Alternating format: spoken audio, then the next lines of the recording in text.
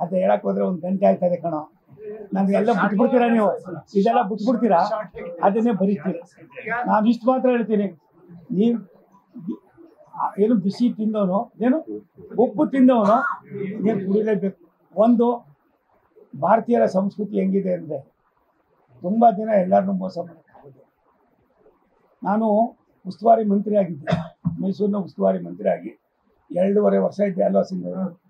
7,900 ಸೈಟನ್ನು Covid ಟೈಮ್ನಲ್ಲಿ ಏನು ನಿಮ್ಮ ಹೆಸರು ಜಗನ್ನಾಥ್ ರೆಡಿ ಮಾಡಿಸಿ, ಕೋವಿಡ್ ಮುಗಿದ ಮೇಲೆ ಇದನ್ನ ಹರಾಜು ಹಾಕಿದ್ರೆ ಒಂದು 4-5 ಸಾವಿರ ಕೋಟಿ ಬರ್ತದೆ ಅಂತ ಅಂದ್ಬಿಟ್ಟು ನೀಟಾಗಿ ಮಾಡಿಸಿದ್ದೆ.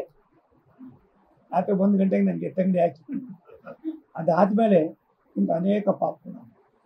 ನಾನು ಕೆಲವಾರು ವಿಚಾರಗಳನ್ನು ಒಬ್ಬ ಭಾರತ ಸರ್ಕಾರದ ಮಂತ್ರಿಯಾಗಿ ಎಷ್ಟು ಹೇಳಬೇಕು ಅಷ್ಟು ಹೇಳ್ತೀನಿ. ಎಲ್ಲೋ ಒಂದು ಕಡೆ ಮನುಷ್ಯ ಆದವನಿಗೆ ನಾವು ತಿಳ್ಕೊಂಡಿದ್ದು ಮಟ್ಟದಲ್ಲಿ ಈ ಕೇಸ್ ಇಲ್ಲ, ಅದು ಇನ್ನೂ ಕೂಡ ಡೀಪಾಗಿ ಏನೆಲ್ಲ ಆಗೋಗಿದೆ, ಕೋರ್ಟ್ನಲ್ಲಿ ನಡೀತಾ ಇದೆ. ಬಾಕಿ ಚರ್ಚೆ ಮಾಡೋದಕ್ಕೆ ಇವತ್ತು ಅನಾವಶ್ಯಕ. ಆದ್ರಿಂದ ಒಂದು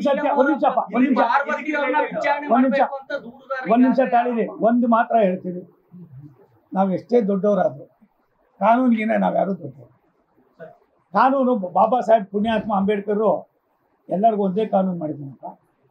ಮತ್ತು ತುಂಬ ದಿನ ಎಲ್ಲರನ್ನೂ ಕೂಡ ನಾವು ಇದು ಮಾಡೋಕ್ಕಾಗೋದಿಲ್ಲ. ಇದು ಒಂದು ನನಗೆ ಎಲ್ಲ ಬೈದರು, ಹಂಗಾಗೋಯ್ತು ಹಿಂಗಾಗೋಯ್ತು ಅಂತ. ನಾನವತ್ತು ತುಮಕೂರು ಬಂದಿದ್ದೆ, ಅಲ್ಲೆಲ್ಲ ಪತ್ರಿಕೆಯವ್ರು ಬಂದು ಅಣ್ಣ ಸಿದ್ದರಾಮಯ್ಯನವ್ರನ್ನ ತೆಗೆದುಬಿಟ್ಟು ಪರಮೇಶ್ವರ್ನ ಮುಖ್ಯಮಂತ್ರಿ ಮಾಡ್ತಾರೆ, ನೀವೇನು ಹೇಳ್ತೀರಾ ಅನ್ನೋ. ನಾನು ಸುಮ್ಮನೆ ಇದ್ದೆ, ಒಂದು 4 ಸಾರಿ ಕೇಳಿದ್ರು, ಸುಮ್ಮನೆ ಇದ್ದೆ. ಇವನಿಗೆ ಚಿಕ್ಕಲಿ ಹಿಡ್ತಿದ್ದೆ ಸುಮ್ಮನೆ ಅವನೇ ಅಂತ ಹಿಂದಗಡೆ ಮಾತಾಡ್ತಾ ಇದ್ವಿ. ಹಿಂಗೆ ಜಿಲ್ಲೆವಲ್ವಾ. ನಾನು ಅವಾಗ ಏನು ಹೇಳಿದೆ, ಪರಮೇಶ್ವರ್ ಮಾಡೋದು ಬಿಡೋದು ಪಾರ್ಟಿ ಕೆಲಸಪ್ಪ, ಮಾಡಿದ್ರೆ ನಮಗೇನಪ್ಪ ಸಂತೋಷ ಪಡ್ತೀವಿ ಎಂದೆ. ಬರೆದ್ಬಿಟ್ರು ಹತ್ತು ಕಡೆಗೆ, ಸೋಮಣ್ಣವರು ಸಿದ್ದರಾಮಯ್ಯನವ್ರನ್ನ ಮುಖ್ಯಮಂತ್ರಿಯಾಗಿ ಮುಂದುವರೆದ್ರೆ ಈಗ ನಾನು ಭಾರಿ ಸಂತೋಷ ಪಡ್ತೀನಿ ಅಂತ.